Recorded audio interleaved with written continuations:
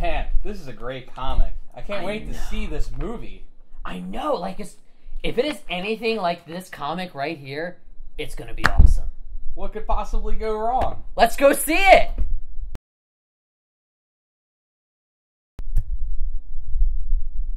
What the hell was that? Did you see that movie? Venom? What did they do to you? He doesn't speak anymore. But why? Trauma.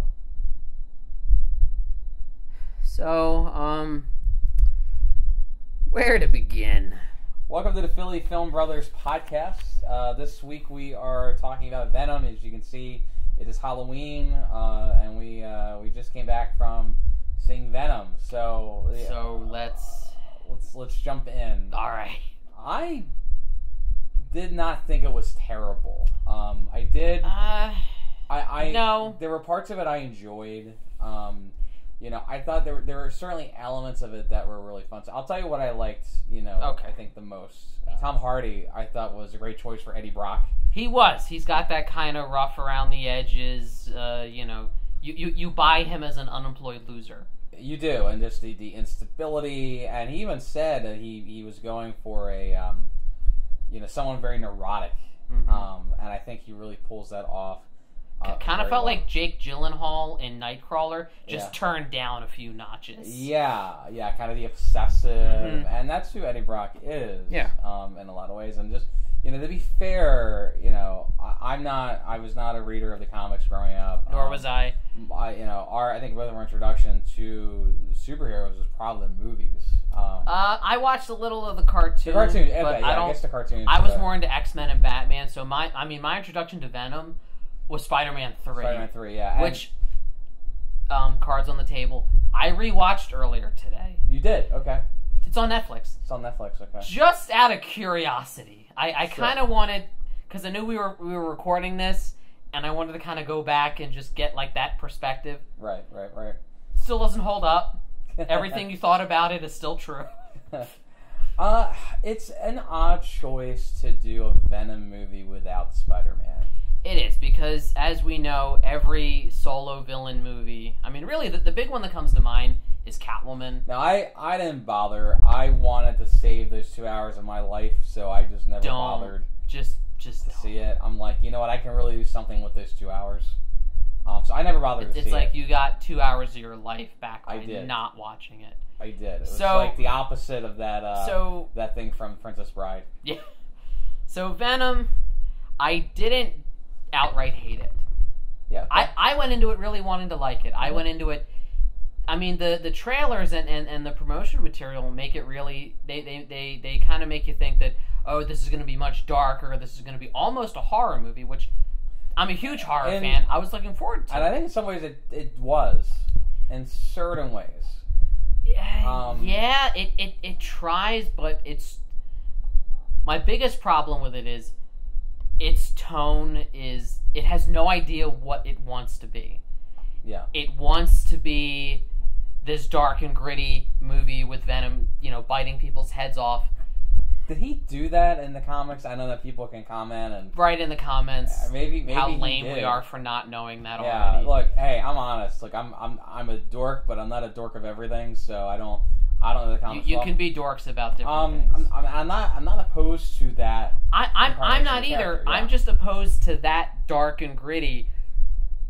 But then Venom is saying jokes and quips like, "I am something of a loser like you." Right. Like that. It's just it felt like part of the movie was trying to be a horror movie, and part of it was trying to be Thor Ragnarok and Guardians of the Galaxy. And it didn't know which one it wanted to do. Yeah. I agree, and I think it came... I laughed in the theater a lot more than I thought I would. Just because it just kind of got ridiculous at times. Don't get me wrong. I'm not saying it had to be a dark and gritty horror movie. You can go lighthearted, ridiculous. I love Thor Ragnarok. I love the Guardians of the Galaxy movies. You just need to be consistent with it. You can either do a fun, campy, lighthearted movie, or you can do a dark, twisted horror movie. But you can't you can't just jump between both because it's very jarring. So I think Tom Hardy was great. He did a good job. I think, and he also did the voice of Venom. I don't know if you knew that. He did. I found it out. Which he said he based on James Brown. Which is intriguing. The raspiness. Yeah. It also explains why Venom randomly breaks out into song "Living in America." I thought that was a weird scene. Right. Yeah. Oh wait, no, that's one of the ones they cut. Apparently. Yeah. So that was actually one of Tom Hardy's favorite scenes. It was when he was going to go up against Ivan Drago and sing "Living in America." Then he dies. It was a tie-in to Creed 2. Yes. Anyway. No, but that's my point. Is that Tom Hardy as Venom? They're the best parts of the movie. You mean Eddie Brock? Eddie Brock when he's Venom. But there's not nearly enough of it. The movie takes way too long for him to become Venom. Yeah. And when he does, I felt like it was kind of just rushing to get to the end for him fighting Riot. That right. We don't get a lot of time. I don't... in the comics, and I feel like we should have somebody else here, but did he... It felt like it was Venom and Eddie. Was that the idea in the comics that it was two different entities essentially sharing a body? I was unsure of that. I know in Spider-Man 3 it's not that way at all. Well, the symbiote is... It's symbiote? Symbiote. Well, they call it... People were really mad at the trailer because apparently they mispronounced it. Oh. Be mad at us. Yeah. Anyway, but the Venom as a symbiote, we're gonna get like so much hate for how we're pronouncing it, if we're pronouncing it wrong. A symbiotic creature. This symbiotic creature known as Venom, was not necessarily intelligent. At least it couldn't verbalize it. Mm-hmm. In Spider-Man 3. Now, granted, that had its own issues. Which him being a separate and entire personality. Mm-hmm. There's nothing wrong with it, and in a lot of ways, I don't know if you saw the movie Upgrade from earlier this summer. No. Upgrade. It was like a low budget indie. It was from Lee Whannell, the guy that wrote Saw. Yeah. Really cool movie about a guy that gets like a chip implanted in his brain with artificial intelligence, but that talks to him like that and takes over the body. So in that way, it reminded me a lot of that, and in a good way. And I'm not saying that that's a bad change. I don't know what the comics say. I'm okay with that change. It was done well. I even think there's a degree of heart that was there, I think, because it's hard to... Venom's a bad guy, and I think it's certainly hard to sympathize with him, and I think the movie did a good job of that. I think it did. The heart that was there, I think, was definitely Eddie and Venom kind of figuring out how to be in the same body. Mm-hmm. And I thought that worked. I liked that a lot. I liked that too. I just felt like there wasn't enough of it. So, for example, Venom decides kind of quickly that he's going to just abandon the plan of his species and help save humanity because of Eddie. And that's a huge decision that just randomly comes out of nowhere. Where was the development? Where was the part where we knew that Venom was going to do that before, and we saw him change his mind? Unless Venom is supposed to be a simplistic type of symbiotic creature. Maybe, but I have a feeling that 30, 40 minutes of footage Tom Hardy says got cut was probably... It was Venom figuring out... I feel like that was more of just him being Venom and the two of them interacting, and had that still been in the movie... Yeah. Venom would have been more fleshed out. I feel like Venom's the wrong title. It should have been called Eddie Brock. It focuses so much on Eddie and trying to show you what kind of person he is and building him up.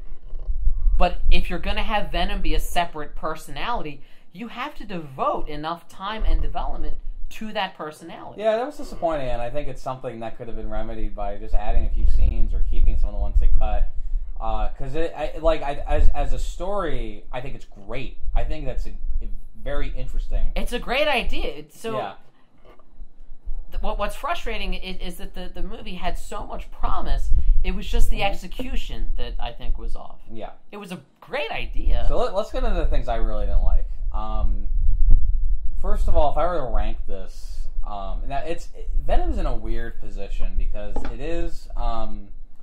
It's not part of the MCU, but it kind of is. I know it was funny. I was like I went to a very small movie theater that you're aware of, and there were like 5 people there in the end, and we're all like, there was the Carnage post-credit scene. I think that was it, right? Was there? There was an extended trailer for Spider-Man Into the Spider-Verse. They're really pushing this thing. They really are, which will that's a podcast for another That's day. a different podcast. The animation looks cool, I'll give it that, but I don't know. Anyway, but the point is, like, we're all waiting there for the credits, and I said out loud in the theater, I'm like, so we're all waiting here to see if Tom Holland shows up, right? and they're like, yep. It was very clear, though, early on, that it wasn't. I mean, even if they were, Kevin Feige had clearly stated, no, this movie's not part of the MCU, but the scene where Jenny Slate's character is sneaking Eddie into the lab, she mentions an alien, and he's like, he does the cheesy, oh, you mean like E.T. Alien? I know, that was so stupid. It was. If this was part of the Marvel Cinematic Universe, he would have said, oh, aliens, like the alien invasion of New York back in 2012 when the Avengers intervened. Well, I don't think they would have made that clear of a reference. But what I'm saying is he would not have been so surprised about hearing about aliens had he lived in a world that experienced the Battle of New York. That's a fair point. I don't think they put that much thought into it. They should. They should. However, honestly, I think what happened, Kevin Feige's got a good thing going. I mean, and he doesn't want. He is I don't know how much money. He is a millionaire. Probably a billionaire. At least. I don't know if he's a billionaire. And he should be. He's got a great gig at Disney, and I think, they've seen the track record of Sony, and Sony had 2 really strong Spider-Mans, and then it's it's that this was Sony. Sony is under no obligation to work with Marvel any more than they have to. I mean, if we're going to get into the specifics of the deal, Sony still owns Spider-Man. They own the movie representation. They own the movie rights to Spider-Man and everything that is involved with Spider-Man. Now, they made a deal with Marvel to share Spider-Man so that Marvel can use him and Marvel Studios can be can have a Spider-Man movie as part of their universe, but Sony gets to distribute it. So Sony put up the money and made all the money from Spider-Man Homecoming, as well as the upcoming Spider-Man Far From Home. I think, though, that Marvel Studios and Sony both produced Spider-Man Homecoming. Marvel Studios was the production company, but the distributor was Sony. But Marvel Studios made something from that. I'm sure they got something out of the deal. They make some off merchandising, and they make some off of allowing themselves to continue their series. They make their real money off of having Spider-Man in films like Civil War, Infinity War, and Avengers 4. Now, the deal specified that Marvel could use Spider-Man in 5 movies, including ones that Sony distributed. Now, those 5 movies, as of next year, are up. Civil War, Homecoming, Infinity War, Avengers 4, and Far From Home, which means Sony now, after Far From Home comes out, if Venom doesn't do well, and Venom in a lot of ways was an experiment for Sony. Yeah. Marvel's got Spider-Man right now. We're sharing him with them, and they're doing their thing. But we're Sony, and we still want to make money. We still want to make movies. So let's try Venom. Right. Venom was their experiment to see how well they could do without Spider-Man. Right. So the box office and the reception of Venom will probably determine whether or not Sony decides after Spider-Man Far From Home to allow Marvel to continue using Spider-Man, or to say, you know what, Marvel, it's been nice, but we are not renewing that deal, and we're going to take Spider-Man back now. Well, I think Venom's going to do well no matter what. I think, and I believe Tom Hardy's already signed on for 2 sequels with it. That being said... That happens in any series, I mean, that's true, but... How many franchises never got started? Sony knew, after Amazing Spider-Man 2, which I thought was a decent movie.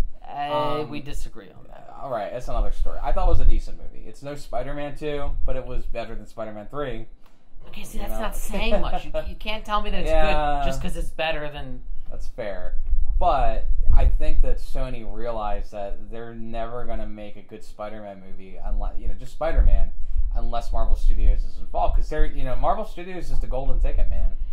And Venom is a clear example that maybe they shouldn't be handling Venom either. Well, and I think what happened, there was an interview, I believe when they were doing maybe Homecoming, Kevin Feige and Amy Pascal, who actually, oddly enough, Kevin worked for Amy on the original Spider-Man movie with Tobey Maguire. Well, yeah, because he was a producer. He was a producer, yeah. And it was Amy Pascal. I think they asked if Venom was going to be part of the MCU in a way, and she pretty much said yes. And then Kevin Feige kind of backtracked, She said that to garner publicity to get people to go see Venom. Yeah, but Kevin Feige wasn't having it. Well, no, because she stands to gain everything, and he stands to lose everything. That is my point, is that Sony needs the MCU. They do, and if Venom is any indicator, they need to be... Sony they need to give up the ghost. Yeah. They need to say, you know what, we've had a good run with this. You know, they got Tarantino now. They can have fun with him. That's true, yeah.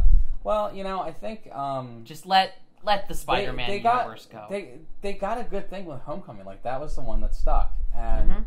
But that was because it was Marvel who handled it. Sony made the money and distributed it, but Marvel handled all the creative decisions. But if Sony's willing to let the creative part go, because it was very clear this was not written by somebody that works for the MCU, works for Marvel Studios, and that's the other issue with the movie. It was also very clear that it was not written by someone who's ever actually worked as a journalist. Boom. I'll get to that. Okay.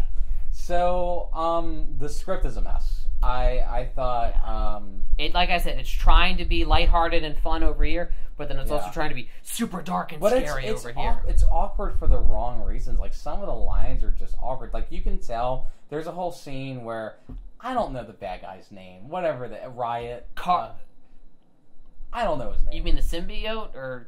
Well, the symbiote is Riot, the bad guy... Carlton Drake, played by Carlton Drake. Riz Ahmed, the guy from Nightcrawler and Rogue One. Which I looked it up. I forgot that he was in that. He's a good actor. That's just it. He's good in other things, but he's kind of lame in this. He was not good in this. No, but that's directing and writing. But you know what? When I was watching the movie and I'm watching him play this character, I'm thinking, you could be an Iron Man sequel villain. He's just generic greedy businessman. Greedy business. I think the greedy businessman villain is sort of the modern day villain that ties the damsel in distress on the train tracks and has the top hat and twirls the mustache kind of thing. It's an old and tired trope, and even so, he's doing experiments that are killing people. Yeah. Clear as day. Yeah. In the first Spider-Man, when Norman Osborn was experimenting with the human performance enhancer serum, he knows he's not supposed to be doing that. He knows it's against company policy. He knows it's illegal. Yeah. So how does he do it? He sneaks in the middle of the night, and only he and that other scientist know that they're doing it. It's a secret. Mm-hmm. This guy has his whole staff there. Just watch someone die. Okay, get the next one in. Here's a bunch of witnesses, and I'm just going to assume that they're going to not say anything. The whole opening, not the opening with the crash, but the opening of showing Eddie before this. Remember it jumped. You mean like his show? Yeah, before Eddie Brock show, yeah. Before it jumped ahead 6 months. Yeah. You could have gotten rid of all that and just started with him as the unemployed loser. Yeah, because you could have. All that previous stuff shows is that I think Eddie Brock is kind of an idiot and unlikable. So first of all, he is the least subtle reporter in the world, and that's saying a lot. Especially today. He goes to interview Carlton Drake, and he says, he goes from, at 24, you decided to start building rockets, to, so tell me about the fact that you're getting poor people and killing them with cancer and trying to cover it up. No segue, no subtlety. Any investigative reporter has to kind of ease their way into the tough questions. You know what, though? And trap the person, into giving an answer they don't want to give. But you know what I think he was doing? That's a cable news anchor. Come on. Cable news anchor does that. But he's supposed to be a good anchor, not a cable one. I know that, but I'm saying that is what people are familiar with.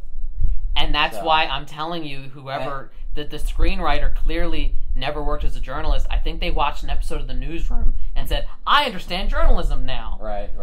Yeah, I get it. I teach journalism. I get it. That, and then when, because of what he did, he stole the information off of his fiance's laptop. they're engaged. They're living together. This is, probably a relationship that's been going on a long time. Very serious relationship. And their whole breakup from this very serious relationship is, I can't believe you did that. You're so selfish. Here's the ring. Right. And that's it. No emotional betrayal. And there's no lead up to it. Like if it had been like the last straw, exactly. I might have bought it a little bit. And that was an interesting dynamic. Him and Michelle Williams. It was Anne. Was it Anne? Anne. Mm-hmm. Like she moves on to Dan, right? And that's another thing. So let me get this straight, because Anne is clearly codependent. Breaks off this engagement. She's living with Eddie. She's engaged. Yeah. And 6 months later, yeah, she's already in a new relationship, and the new boyfriend has already moved in. Damn, girl, give yourself some time.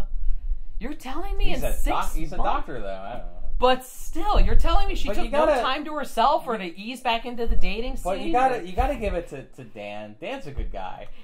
I'll give him that, because he does genuinely try to help. He does, and then Anne does in the end too. And I thought that was an interesting dynamic. I didn't think I would like at first. I thought this is stupid, but then I'm like, it's a little endearing. Because normally they try to make the ex's new boyfriend into like the biggest jerk in the world. He's either the biggest jerk in the world, or it's like, here, young man, I have something for you, the claw. He's Jerry from Myra. He was a little Jerry. A little bit, but he was a good guy. I like to think we're all a little bit Jerry from time to time. Yeah. But yeah. It felt like you could have started the movie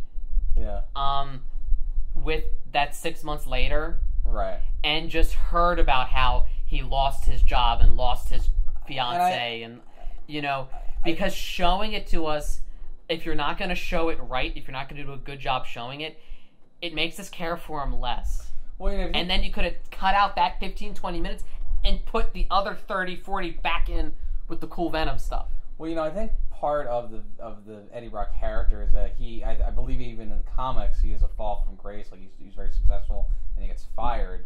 Similar to Spider-Man 3. And I believe they were just trying to shoehorn that in a little bit, which was clearly done poorly.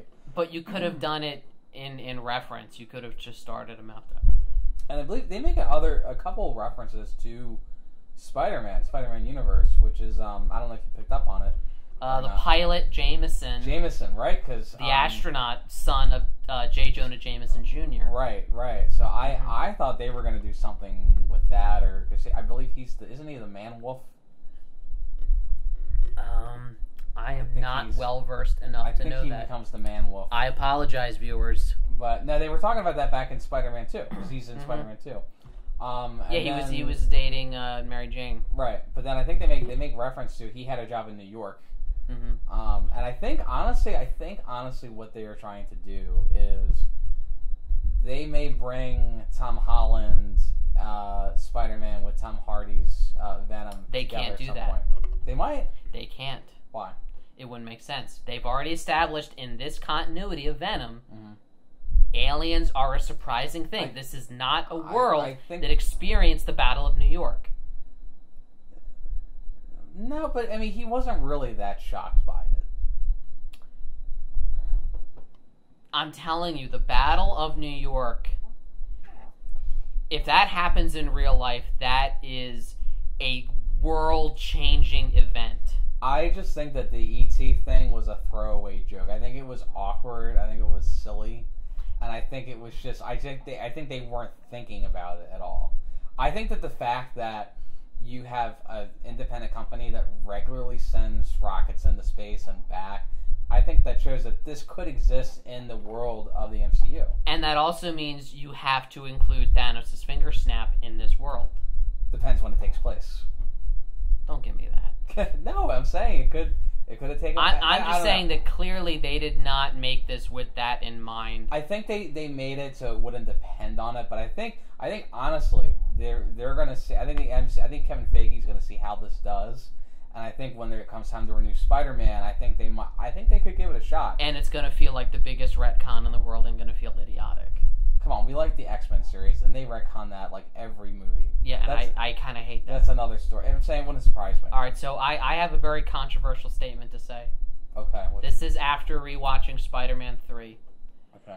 I am speaking not of Venom's character or characterization or how he's portrayed. I'm solely... And you're speaking of, when you say Venom, you mean... I mean... Eddie Brock in the suit. I mean Topher Grace's Venom. Okay. Not a great portrayal. Not a great portrayal. You know. Not at all. Hey, Parker. I know, he still felt like Eric Foreman from that 70s show. I just, every time I watched that, I was waiting for, like Red to say, Eric, get that damn suit off. I think that from a strictly visual standpoint, yeah, there are times where the Venom in Spider-Man 3 looks better visually than the Venom in this movie. And when I say looks better, I mean looks more like he's actually really there. Yeah, I would agree. The Venom in this movie, I don't know what, it felt like they still need to do 1 or 2 more rounds of rendering to get it done right. Yeah. It was sort of like, if this is Thanos, and this is Cyborg from Justice League, Venom in this movie is closer to Cyborg than he is to Thanos. It was a little distracting because you're watching a cartoon. It just it's so obvious that he's not really there, and I don't. It's been 11 years since Spider-Man 3. Why does he look more like he's really there in that movie? Yeah, and that's probably because they had Topher Grace in a suit. Obviously, there was CGI there, but it was him in a suit, and they used CGI. They to supplemented just add it. Whereas this Venom is totally CGI. But let's look at just even the face, and not even good CGI. Yeah, I mean, look at. I know I'm always comparing it to Thanos, but the fact that they could make him look so realistic, that just means that no one else has an excuse for their CGI not looking that good. Yeah. Well, if they can make it look that realistic, I don't want to hear your excuses. Well, for not and I mean, it. you forget the suit. I mean, look at just the face. You can't. Both faces are CGI, right? You can't really do the Venom face without CGI. Well, no, you can't. Really lame-looking Halloween mask. But looks better in Spider-Man 3. And why is that? Why is that? I'm there with you, man. It's got nothing else going for it. Unless you like jazz dancing Peter Parker. Another thing I didn't get is in the movie, it's such a strange scene, but when he shows up in the restaurant, and I get with the Venom suit, and we saw this even in Spider-Man 3, you're very hungry. Yeah, it changes you. It changes you, and I thought that was done well. But he just goes in, and I'm cracking up in the theater because he goes into the the lobster tank, and they're saying don't call the police. That's the first thing you would do if somebody was being. I mean, it's a fancy restaurant. It's not like this is McDonald's. Yeah, but that's what I mean is it has.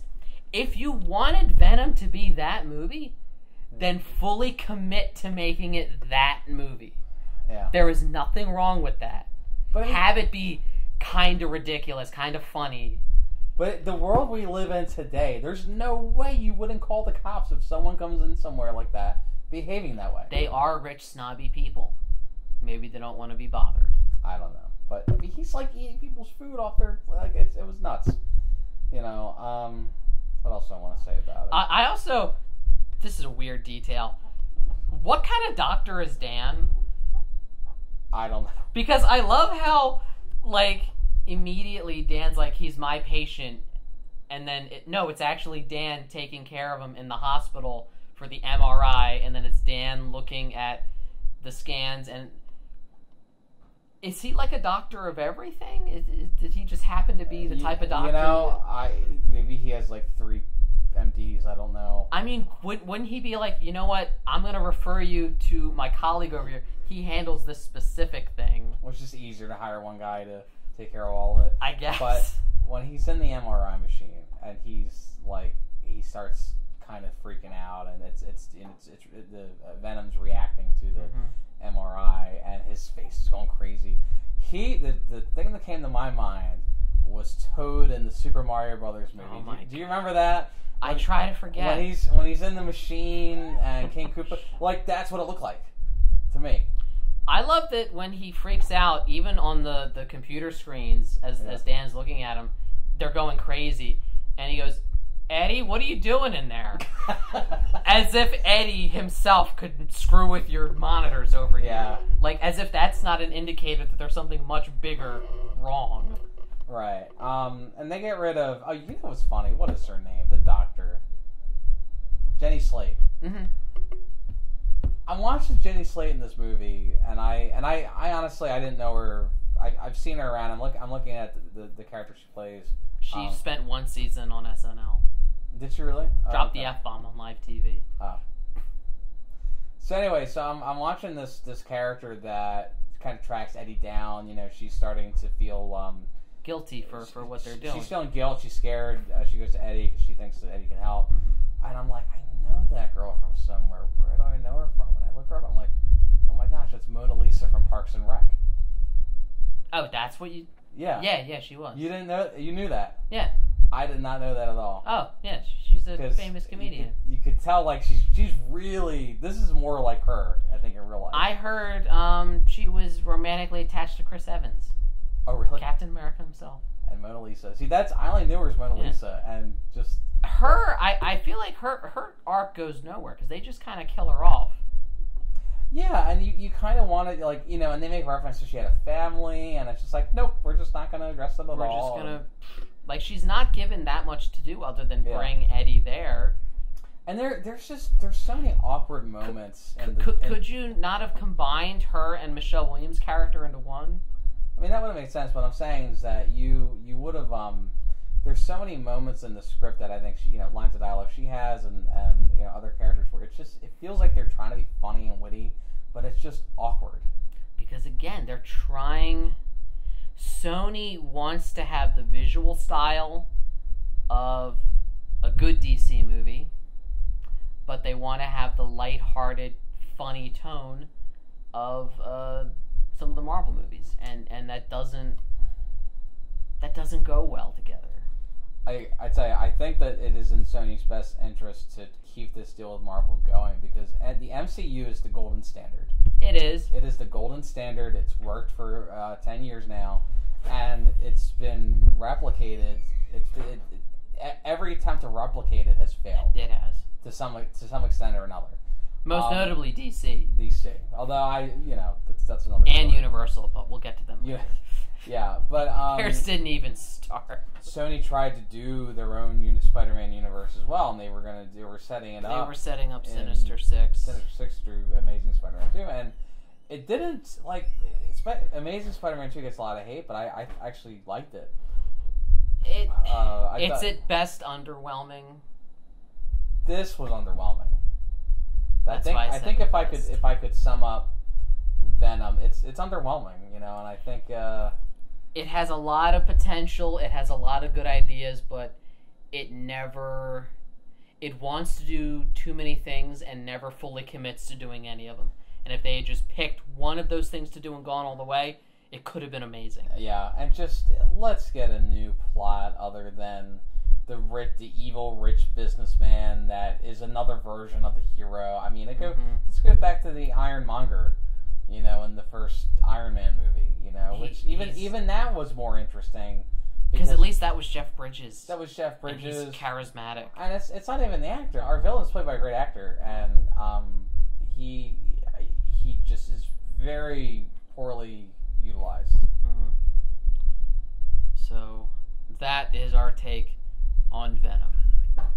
I'd see it, you know. I think I would wait. I think for although, you know, I have to say I love going to the movies and getting something. This was a cool little gimmick. This was cool. Getting this comic book. This was really cool. I really dug that a lot. Yeah. And it kind of harkens me back to like when we saw the Pokemon movie. And they gave you the Pokemon all those years ago, and you got like a Pokemon card, and it was fun. I like when you get something. That's one thing. If there's one good thing I can say, Marvel, learn this from Sony.